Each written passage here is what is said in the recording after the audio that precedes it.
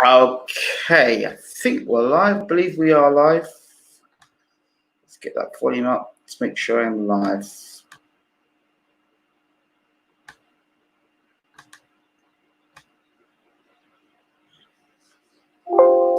Yes, I'm live. Get myself comfortable in the gym. Okay, so we're live. Good morning, good afternoon, good evening, and welcome to BWTM Sports Gaming. You check down below there. There are a list of the recent interviews that we've done on the channel in the last week or so. Somebody says a few people have said that these are great interviews and it's back to the old classic BWTM. But I mean, that's your all opinion, and I appreciate it. We just get the people in the room so you can get to spend bringing the world closer to you, if you remember why you say that. So let's say the people we spoke to in the last week or so, shakers and movers within the sport. We've had Ray Mercer, former WBO gold medal, WBO world champion, gold medalist. Derek James, trainer of Errol Spence and Jamil Charlo. Stacey McKinley, former trainer of Mike Tyson of 10 years. So a lot of experience there in the room. Edgar Berlanga fights July this month for Top Rank. All his fights have been won by KO. Was promoted before by Evander Holyfield, now is with Top Rank. So, and of course, we had that very in-depth interview with Pink Tyson, talking about her time in the UK and now why she's now moving to the States, Las Vegas, to train in Floyd Mayweather gym. I've seen some comments in the comment section about Pink Tyson, and people saying, "Well, she's not very good. She's all right. She's great." The fact of the the young lady now is going over to the States to realize her dream, and is going to be working in America and training in America. Sure, she's going to get better sparring, better training, better quality, and I'm sure that in time she'll be a better fighter for it. So I commend her and wish her all the best in her journey to the States. So shout out to Pink Tyson as well. Yes, Ruben. So, lots to talk about. Some of the stuff I've spoken about before, as you will know, so we'll get straight into it. You know, sometimes it gets annoying where you keep saying the same thing all the time, and eventually it happens.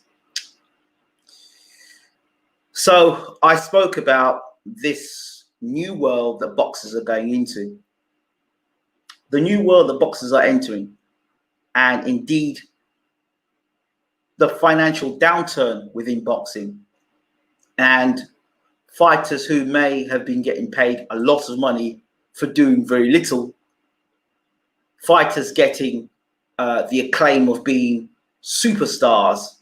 Good evening, Prince. Fighters getting the acclaim of being superstars and great fighters with doing nought or very little or not fighting the best in their division. Those days, I'm afraid, are coming to an end. We are going to, in my estimation, I think we're going to go back to the old days. You know, the Hagler, Leonard, Hearns, Barkley, Duran, Mike McKenna. We're going back to that time. We are going back to the times where the best fought the best. Not because, because they wanted to then, but that's where the money was. So if you take the money away from these less of these 90 to 10% fights where, you know for sure before you even, all you have to do is look up and see who the fight is. And you know who's won the fight already. You know they're going to win by knockout. Less of those fights are going to be around. I believe there'll be fights there for obviously people trying to build their careers. But I think the cutoff point now for fighters going around with 25, 30 fights unbeaten and not fought anybody, I think those days are very fast coming to an end.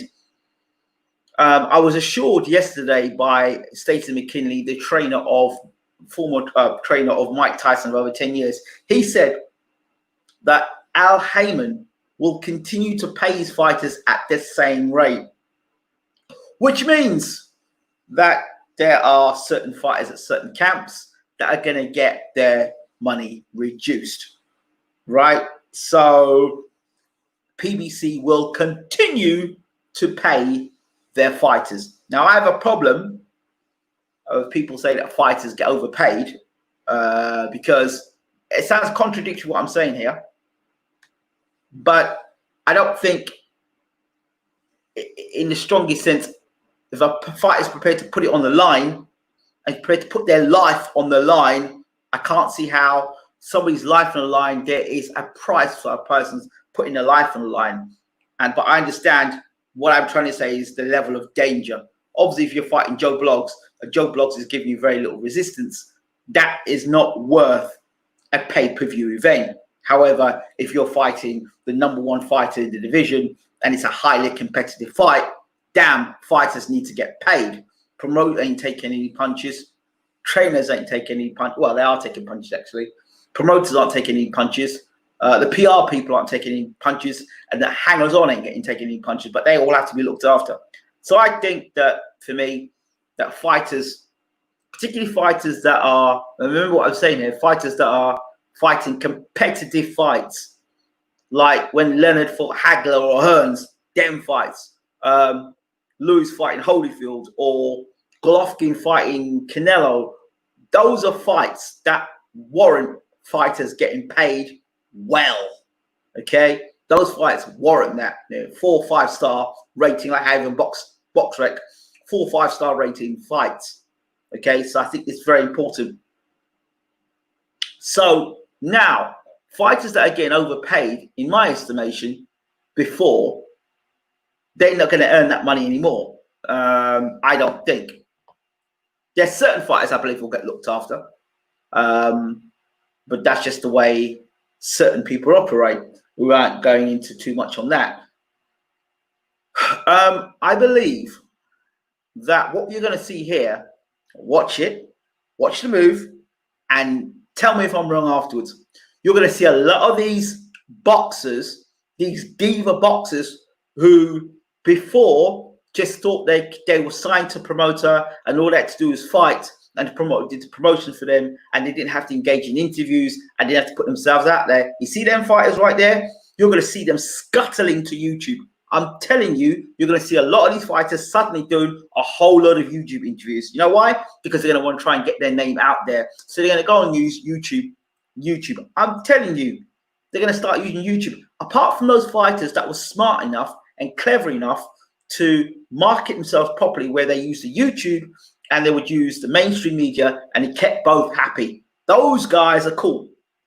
Now, a message to you guys out there, you know who you are, and I know you're watching. I know you watch quietly. You guys out there that took the bait, that were told, don't go to this channel. Don't do interviews with that channel.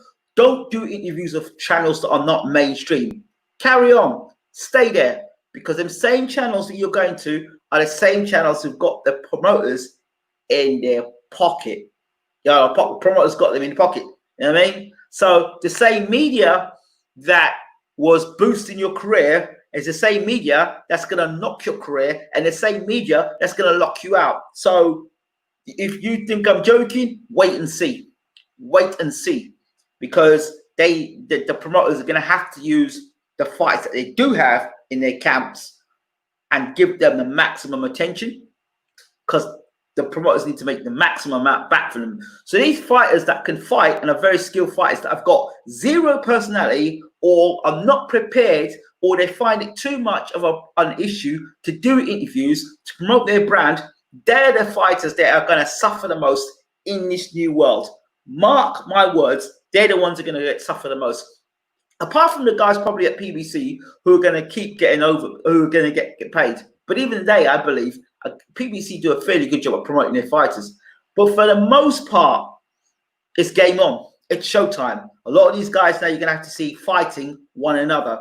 PBC is a little different. It's particularly the welterweight division. You look at that, because everybody's fighting everyone. I don't have to go into the names. They're all fighting one another. So that's fine. But as I said before, and I'll say it again, it's a brand. It's not just about have gloves, will fight. There's so many guys in the world, and girls, that have gloves, will fight. So now these fighters there are more big names that will get released. Mark my words, more big fighters will get released. Why? Because they've got no brand. They have no brand. They have no brand. They can fight. Nobody knows them. Nobody cares for them.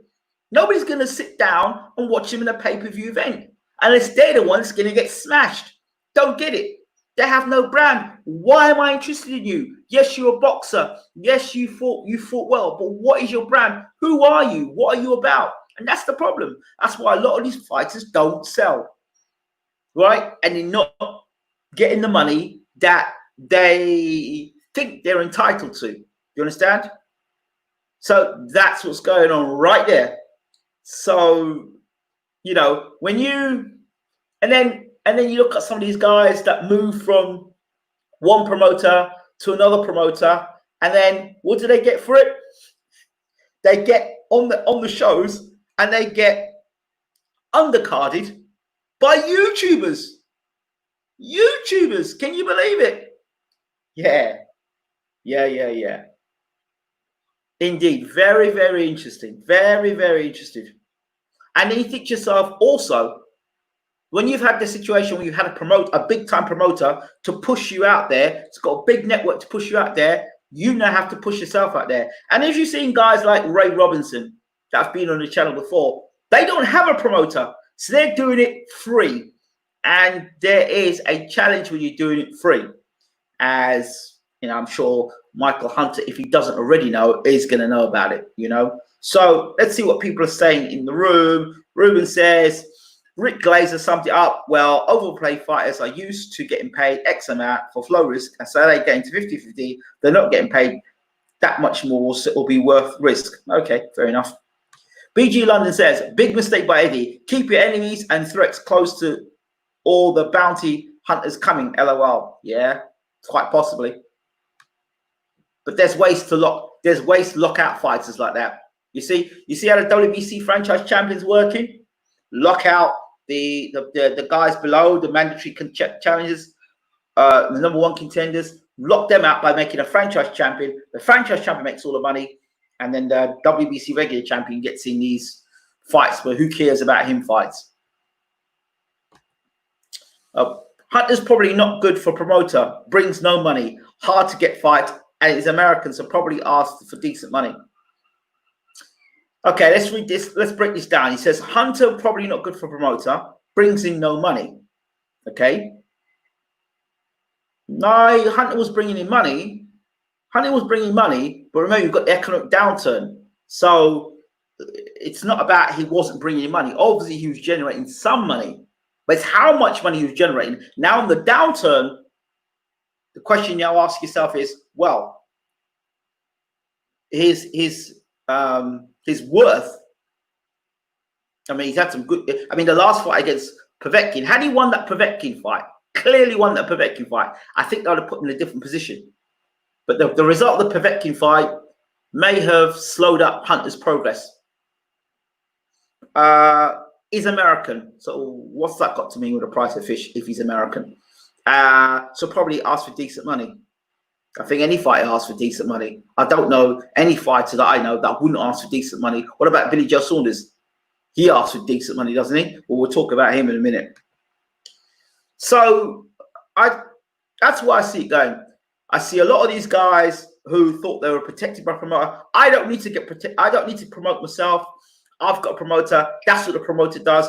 I'm not getting myself. Listen, I can tell you some well-known names, and I know some well-known PR people, fact, that tell and instruct their fighters, keep away from X channel, keep away from Y channel, keep away from Z channel. Oh no, we're not doing an interview with him, or we're not doing an interview with them. We're not going to do, and they do it based on view count, right? They do it based on view count, not based on the quality of the interview, not based on the interview being one that will last down the ages and one that will bode that fighter well in the future. No.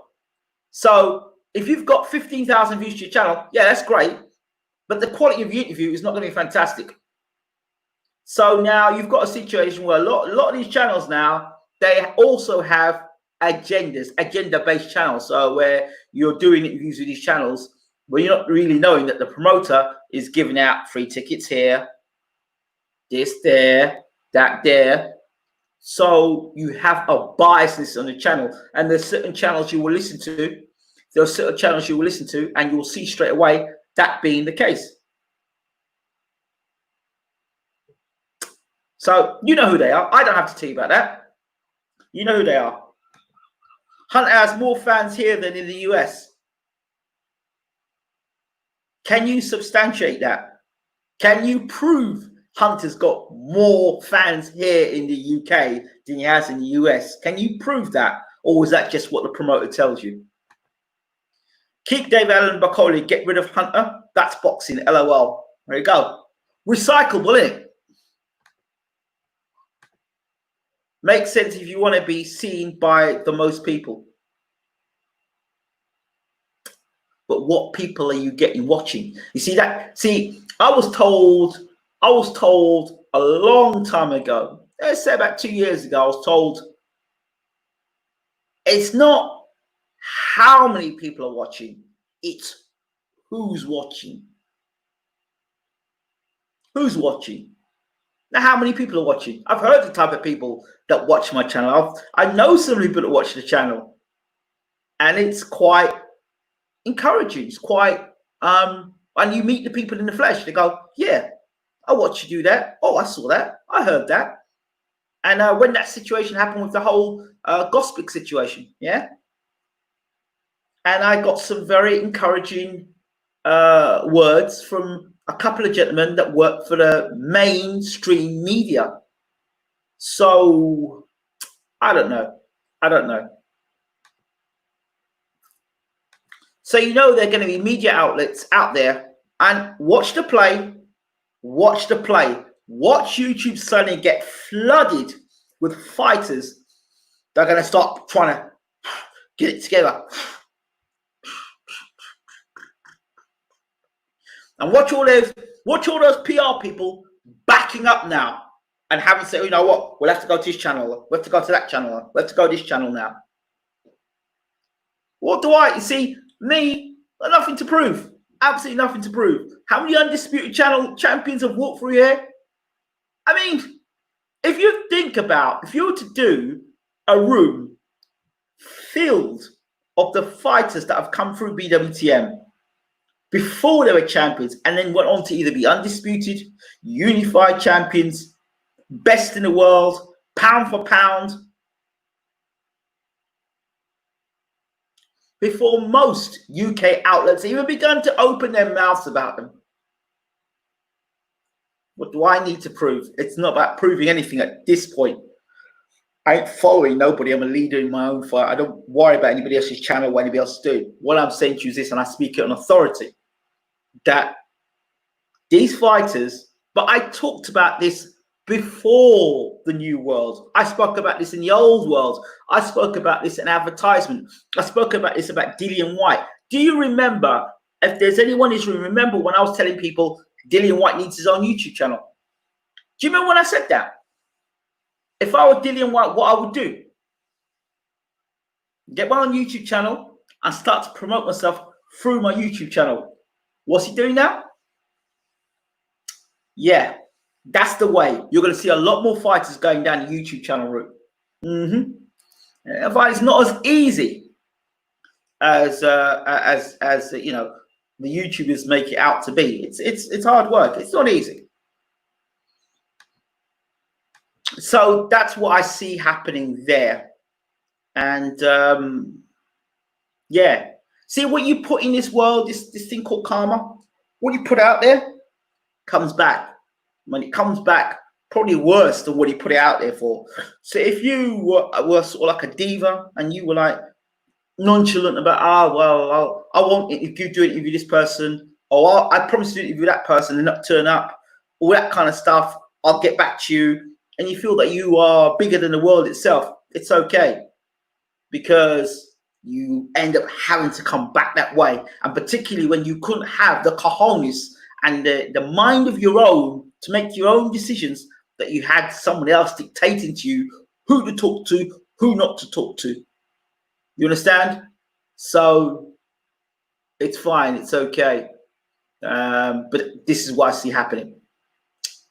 So we'll move on from that, moving swiftly on. Michael Hunter now. He's a free agent. So good luck to Michael Hunter. It will be interesting to see how he was. Guys, Hunter was in the Andy Ruiz camp training for Joshua, biting the hand that feeds you. Wow. And how did that work out for Hunter in the end? I mean, his fight with Povetkin didn't work out great, did it? So I will definitely want to talk to Hassim Rahman and see how that works out. It's great to have Hassim in the show, and we'll get him back again to ask him how he sees the road forward for Michael Hunter. Who could Michael Hunter go to now? Would he go to Top Rank? Would Top Rank take on Michael Hunter?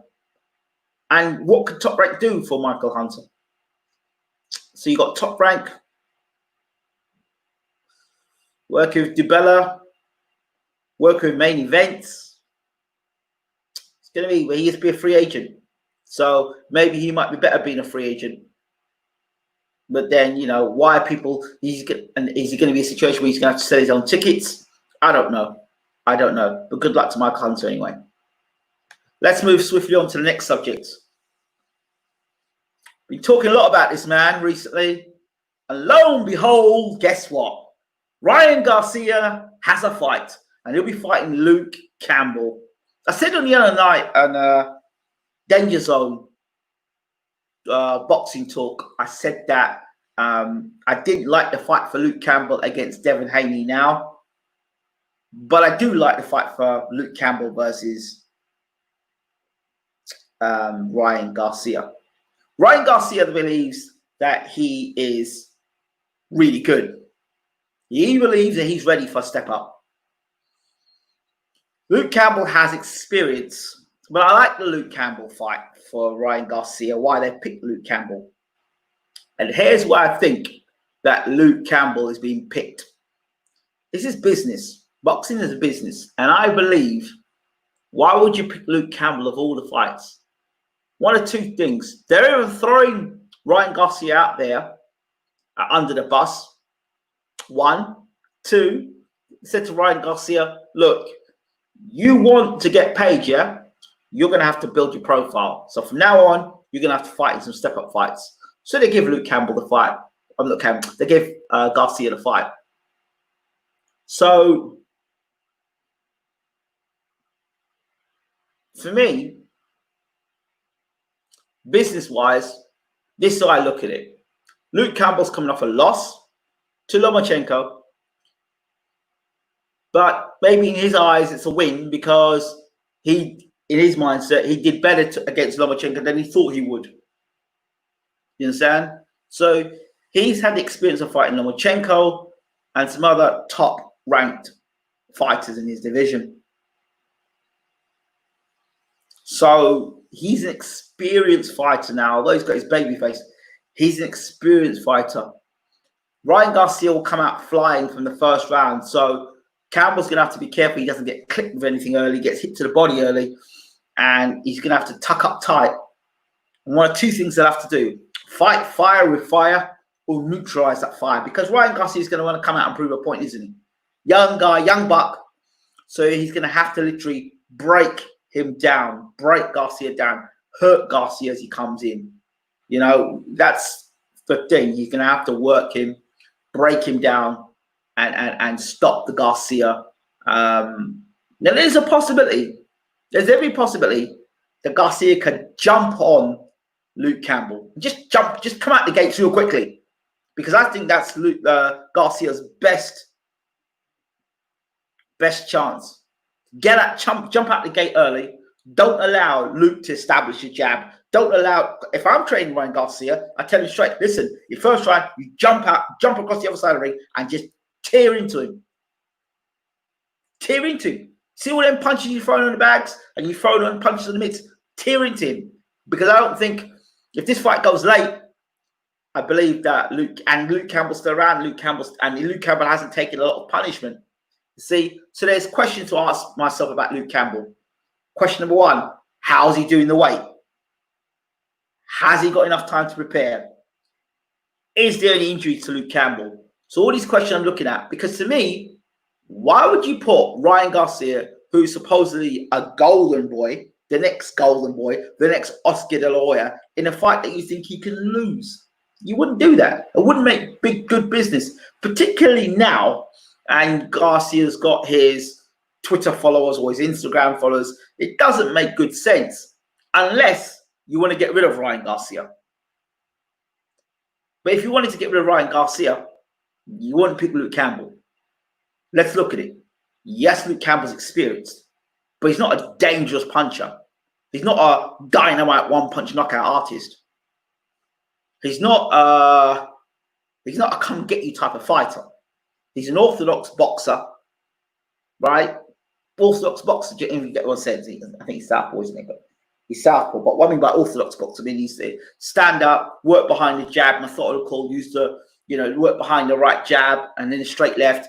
Very methodical. He has distance, So he's one of those guys, Luke Campbell. I feel that you have to jump on early and don't allow him to warm up. And I think the team and Golden Boy's team were thinking, you know what? Luke Campbell, he's just come off a loss. So his confidence might be a bit shaky. He has been dropped. Does get hurt to the body. Does get dropped. Ryan hits hard enough. We can stick Ryan in there. He's got fast hands. Yeah, why not? He's Luke Campbell. He's experienced. And just go out there and take it to Luke Campbell. So I can see why. And if Luke is possibly tight at the weight, or Luke Campbell is injured, or it's short time to prepare for the fight, all these things are all things that matter. How long has Ryan Garcia been training in the background, waiting for a fight? All these things, short notice, all these things you take into consideration, because really, although they say we want the Devin Haney fight, they don't want no Devin Haney fight. They'll keep throwing that Devin Haney fight up as much as possible to get the fans in until they get to a point where Ryan Garcia has made them enough money, then they can throw Ryan Garcia in. Boxing just doesn't work that way. And it's certainly when they have to, but, as I say, they've got fights to make. I think there are other fights that Ryan Garcia could have before that fight. So, yeah. Future pay-per-view star Ryan? No. Campbell, I think Luke will beat him. Wow. We will see what Ryan Garcia is made of. No, will we? Stars make fights. This particular style, I believe, like I said, if Ryan Garcia can start fast and jump on Luke Campbell, I wouldn't be surprised to see Luke Campbell get stopped. Sorry. He's got the reach and skill to keep Garcia at bay. Yes, he has got that if he doesn't allow Garcia to jump on him early. Ryan's going to hurt Luke. Distance fight, long night, gonna back Luke by unanimous decision. Okay. Yeah, they aim for Ryan Garcia, Devin Haney match. Reynoso will come with a good plan. Yeah, they will. I tell him, come out, stinging from the first round, whacking the body of Luke Campbell. Ryan's going to get cold feet and duck Luke. I like this fight. Not going to happen, though. We'll have to wait and see. So, yeah, that's Ryan Garcia's upcoming fight. Now, the next fight I want to talk about, Billy Joe Saunders for a second. You ask yourself the question, why is Billy Joe Saunders' biggest win either David Lemieux, Andy Lee, or Chris Eubank Jr.? Because he never stepped up. He never stepped up to that next level. The Golovkin fight, the Canelo fight. Now he's talking about paydays and getting paid and not getting paid enough money and not time to prepare. Listen, if you are serious about wanting to prove yourself to be the best in the world, then you make sure that you keep your body in shape. But Billy Joe Saunders has been in and out of the gym. He's blowing up in weight. He's going down in weight. He's with this trainer. He's with that trainer, all consistent, inconsistent, and doing all sort of stuff outside the ring. I just feel with Billy Joe Saunders, in some ways, his career is reminiscent of Joe Calzaghe. If you remember Joe Calzaghe's career, he did fight a lot of guys that were nobody cared about him, and we wanted to know when Joe Calzaghe was going to actually break free and actually do it. Later in Calzaghe's career, he went and fought guys like Kessler, and then from Kessler moved on and fought the big guys, Roy Jones, and of course Bernard Hopkins. But that was later in Calzaghe's career. I just wonder if we're going to see the same thing with Billy Joe Saunders late on his career, or he actually is going to retire. And I also asked myself the question, how much of the person, I don't know what the guy's name is again, that was connected to Tyson, that connection for Billy Joe Saunders is now him exiting is also exiting Billy's career as well. I don't know whether it's a protection for Billy Joe Saunders and the things he could do in his career that he couldn't do, or maybe things that he was able to do with the Canelo fight when it's first going to get noticed that it isn't going to be able to happen now. I don't know, but I don't know. I really don't know. Yeah, it's not looking good. It hasn't looked good for Billy Joe Saunders for a long time. His last fight wasn't impressive, and there are a lot of things that have to be questioned about. Hey, while you're in blue, do smash the like button while you're in as well. I hope Ryder gets fight with Billy Joe Saunders. Canelo can fight. Ryder gets Canelo fight. Billy self-sabotage Joe. Yeah, that's what I see. That's exactly what BG London. Porky came out with saying BJ. Yeah, but he said it a while back. He said it about 3 or 4 days ago saying that. So who cares? Who cares? There's a fighter right there, right there. That who cares? Billy Joe Saunders. How many years has he been boxing? WBO champion, two-weight world champion. Is he super middleweight champion? WBO super middleweight champion. Who cares? Who cares? It really is. Who cares now? When people were interested in Billy Joe Saunders was that night he fought Lemieux. Right there. That was his opponent. That was his opportunity to jump to pay-per-view superstardom. That was it. That next fight should have been a Canelo, should have been an Andrade, should have been one of them guys, Jacobs, one of the big hitters, one of them guys that you know, either somebody had fought Canelo like Jacobs or Golovkin or one of them guys. That would have been nice. Even in fact, the Eubank return. You know, that should have been that next jump, that next bit of progression. But Billy was quite happy. And he's been paid quite handsomely as well, from what I understand. So where's the motivation? You're getting paid well. Why do you want to get yourself in a position where you could potentially get clobbered? Why? Why? And of course, Billy would know what's going on with Canelo. He'd know. He'd know. He's not dumb. He'd know.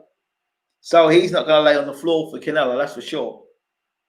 So but it's better to go and retire than deal with Canelo.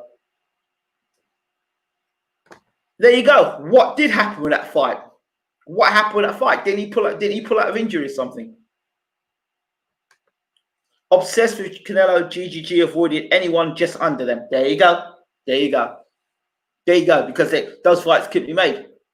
He brought nothing to the table. Remember I said to you, okay, go back to another video I said. Remember I said to you, there were two fighters that Canelo had his eyes on. Billy Joe Saunders and Callum Smith. And I said to you, those two guys are out in the pasture. They're the two sheep getting fat, making a bit of money, waiting to get slaughtered. And Canelo was waiting for the right time for Billy Joe Saunders to say, right, yeah, he's good for picking now. And what Canelo saw, he saw that fight with that last fight he fought. I think Saunders fought in America. That last fight that Saunders had, Canelo went, aha, there's a nice sheep there, or a lamb to bring in for slaughter. Yes, Mr. Saunders, you're next. In you come. So that's where I saw that happening. And look now, Saunders is a reluctant sheep. So he doesn't want to get slaughtered. And I don't blame him. Because he's in no way mentally or physically ready to face Canelo. Sorry. He doesn't look great at super middleweight. One. The last great fight that Saunders had was against Lemieux. And Lemieux can't box. He can punch, he can't box. So that's not good. Boxing is about consistency. Consistency, boxing regularly. Agreed, the Lemieux fight was brilliant. And I had high hopes of Billy, but I've got a feeling he's done. Yeah, probably. You think Billy Joe Saunders after Lemieux could have beaten Canelo? Well, let's put it this way. He would have had a better chance of beating Canelo because he's fighting back to back to back. Remember, he had those fights back to back. He had Willie, whatever his name was. He had that guy, which his son punched in the nuts. Then he fought that guy, almost beat the Wolverine. He fought Wolverine as well. I mean, look, Wolverine took him for life and death as well. I don't know. I think Billy Joe Saunders is good at a certain level, but world's best remains to be seen. One guy I do rate very highly is John Ryder. I said to you all that John Ryder would beat Callum Smith. He's a better fighter than Callum Smith. He's a better boxer than Callum Smith. He's no one better fight for Canelo than Callum Smith. Callum Smith versus Canelo is very much like Rocky Fielding Part 2. Mark my words, it's even worse. Do you know why? Because Canelo's going to walk down the jab, and just get to Callum Smith. And Callum Smith will just tuck up on the ropes like this, and Canelo will bust him in the ribs, bring up the cups upstairs, hooks around the side, and I'll stop him on the ropes or knock him out. Sorry, that's what would happen if he fights, because Callum Smith dangerously cannot fight off the ropes. He just goes into shell like that. He doesn't know what to do. That's when I knew John Ryder would beat him, because John Ryder would just put him to the ropes and put pressure on him. That's it. Up to this day, Callum Smith does not know how to box with his back against the ropes. And I love Callum Smith. Out of all the Smith brothers, I like Liam Smith as well, to be fair. I like Liam Smith. WBO champion, was he WBO champion? I like Smith. I like Liam, good boxer. Like him. Do like him. Like Liam Smith. Yeah. But Callum, I like Callum, different reasons. I like Callum, the Callum Smith walk, innit? I like the Callum Smith walk. You know, if Callum Smith had more personality, right? I think he could have made more money and be, if he had a little bit more personality. And if he had, I think Callum Smith, if he could, no disrespect, but I think if he moved from the training he has, and he got a trainer that would help him to fight and work on his defense, I think Callum Smith could be a very good fighter. I think he's one of these guys that won't reach his potential unless he leaves his trainer. Kind of like Callum Smith kind of reminds me of Josie Parker, a guy that's got a lot of ability, but because of his current setup, it doesn't allow for growth. Because I don't see Callum Smith doing anything else with his career with that trainer. I no disrespect to that trainer, because that trainer's got him into position to be world champion. So you can't knock that. But it's progression. What is his trainer going to teach him about fighting off the ropes? You can't keep doing that against world-class opposition. They're going to punch holes in you. John Ryder was punching holes for him, and John Ryder should be the champion today. So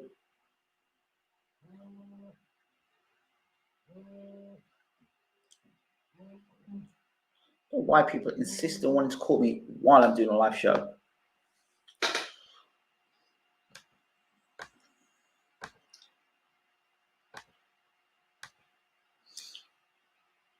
Is Parker's trainer a problem, or is matchmaking? Well, his trainer manages the same thing, innit? Both. Matchmaking's dreadful, because obviously last 3 Parker fights have been tune-ups. Smash and grab, smash and grab, smash and grab. Get the 10%, isn't it? I guess it wasn't Frank's fault. Why Billy Joe didn't get the big fights? Billy sabotaged Joe. You just see, well, he left Frank. Remember all these people? Ruben being one of them. Yeah, he's leaving Frank Warren. He's leaving Frank Warren. And he's going across the road. All right. What happened? What happened? What was the great thing that happened? He signed, had the press conference, did a few interviews. What happened? What happened? I could ask that for many fighters. They get signed, they do the press conference, big announcement, and what happens then? What happens? How do they progress in their careers? So the big announcement, you get signed, you're such a great fighter, but you end up being on the undercard of two YouTubers or two guys who don't know how to fight. Really? Yeah, that it's strategic. Of course it is. So, Ruben, you can tell us now. Explain to us what happened. He left Frank Warren who knows how to build fighters. He left Frank Warren. What did he do on the other side? What did he do when he crossed the road? Please, tell us, Ruben. I'm all ears. Tell us. Because you've always got an answer. So tell us what happened.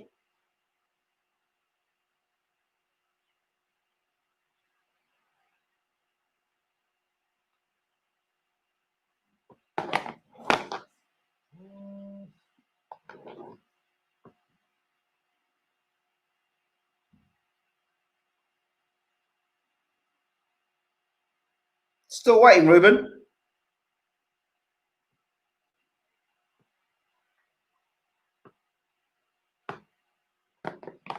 Like those guys.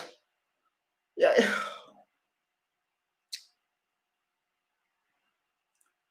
Ruben. Left Frank to no longer fight in leisure centers. Yeah, okay. And? Didn't fight in leisure centers. What happened?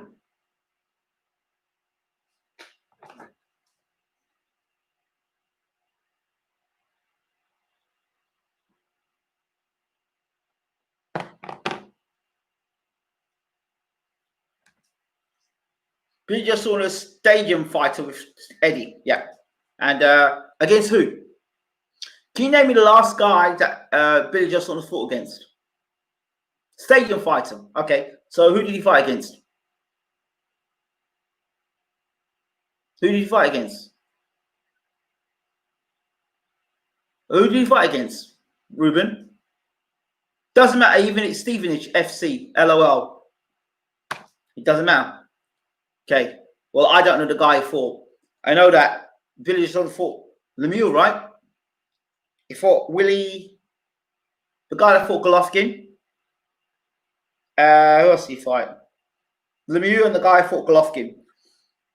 And of course that fight he had again, and he had the Eubank fight as well. What has he done? Who's he fought?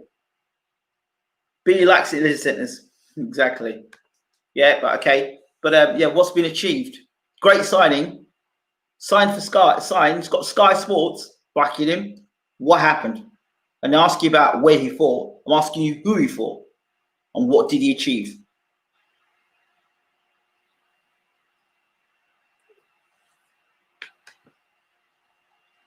Obviously joking. Billy's done nothing already. Right. Good.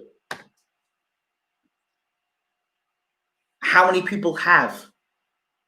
How many people actually have progressed their careers with that promoter? That's it. So I hope John Ryder gets his fight against Canelo. I really do. He deserves it. He should get it ahead of Callum Smith because really, truly, they could sell it on. They could sell it on the basis of the guy that beat Callum Smith but didn't get recognised for it. So yeah, I'm all for Callum Smith, John Ryder fighting Canelo. He deserves it. And if anybody says to me he doesn't deserve that fight, then they don't understand boxing because as far as I'm concerned, he beat Callum Smith.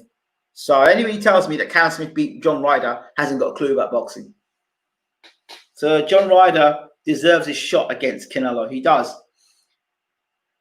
I don't know how John Ryder deals with the physicality of somebody like Canelo.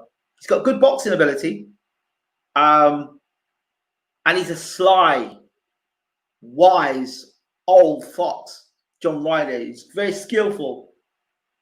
A lot of skill set there. Very underrated fighter, John Ryder. Very underrated. But I just don't think. I think I would rather watch Ryder versus Golovkin than Ryder versus Canelo. I think Canelo's too explosive. I think, you know, Golovkin is more on the slide and easier to outbox than Canelo. Canelo's got an upper body movement, shifty and stuff. Golovkin's pretty much straightforward, walk onto shots. I would like to see Ryder fight Golovkin faster than fight Canelo. But it's a big money fight. I hope Ryder takes it and gives it his best shot. So I back John Ryder all the way. So yeah, I back him all the way. Mega fights ain't big enough for Billy. That's right. That's damn right. So I think that's about it from me. I don't think I've got anything else to talk about. There we go. Canelo's going to counter Ryder all night. Really? Bro, I swear you... Okay, break that down for me how that happens. So I'm going to hold you to your statement. Break that down how that happens. Write it down for me how Canelo's going to counter Ryder all night long. What you're basically saying is Ryder better just not show up. I think Ryder stands half a chance in the fight. I think he stands a better chance than Danny Jacobs. I think he stands a better chance than Kovalev. Only the sense. See, Kovalev was never coming to win, you see. Kovalev was looking to survive. And I think John Ryder will come and give it a go. Jacobs didn't come to give it a go. Jacobs came to survive. I think Ryder will come to have a go. Might get knocked out in the process. But he'll come and give it a go, which makes him dangerous.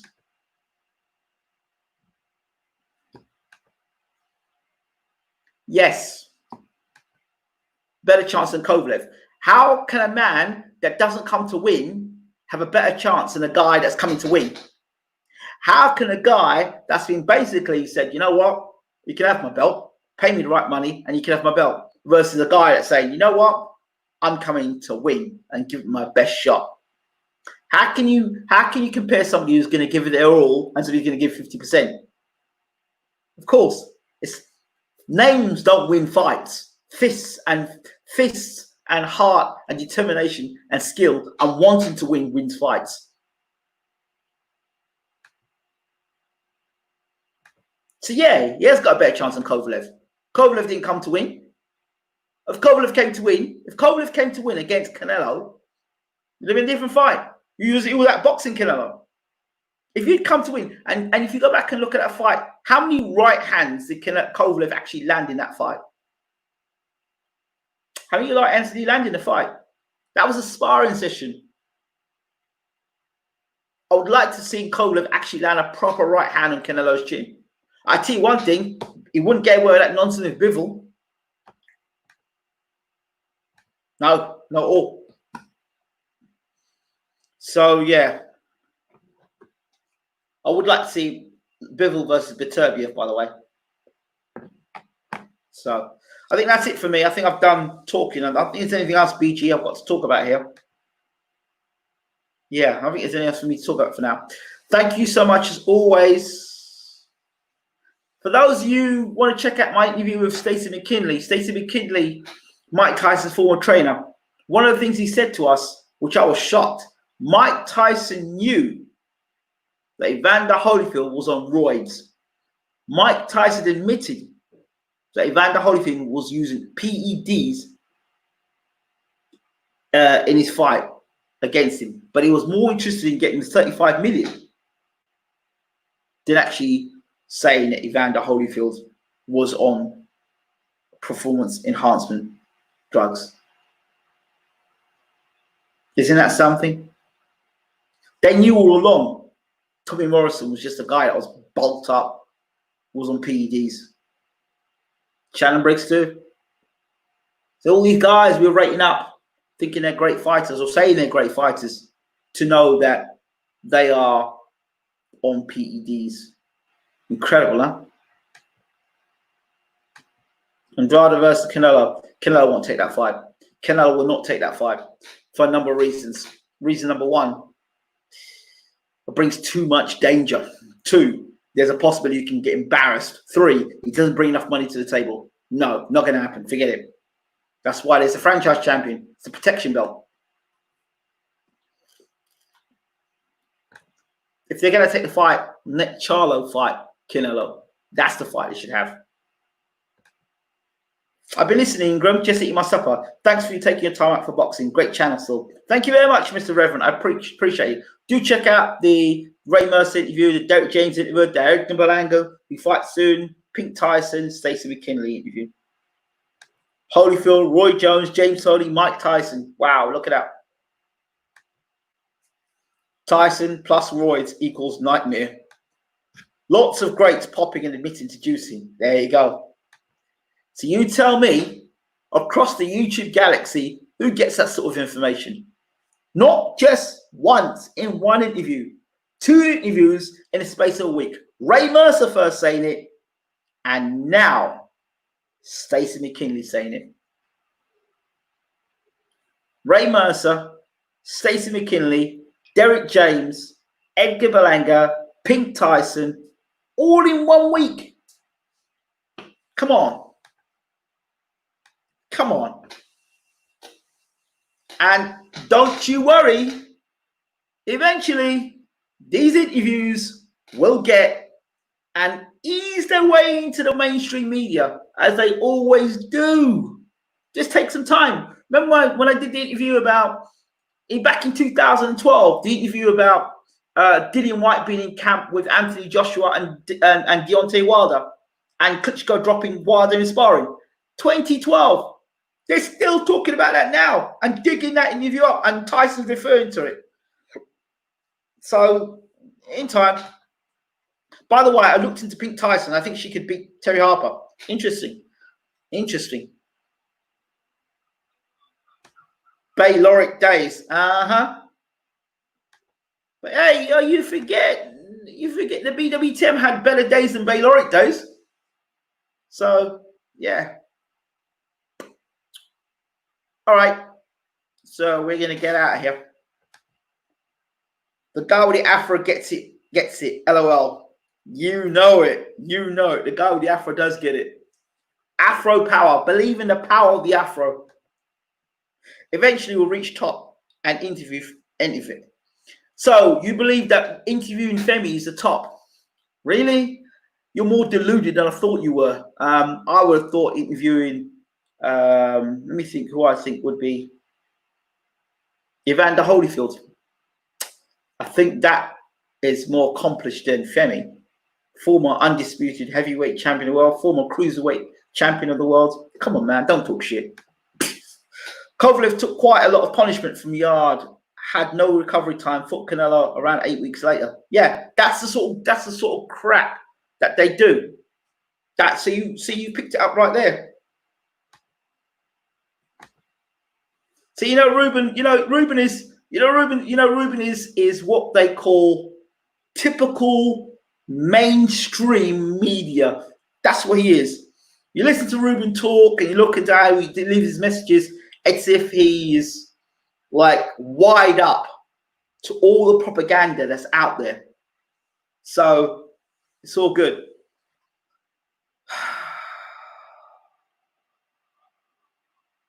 Just don't get it, do you?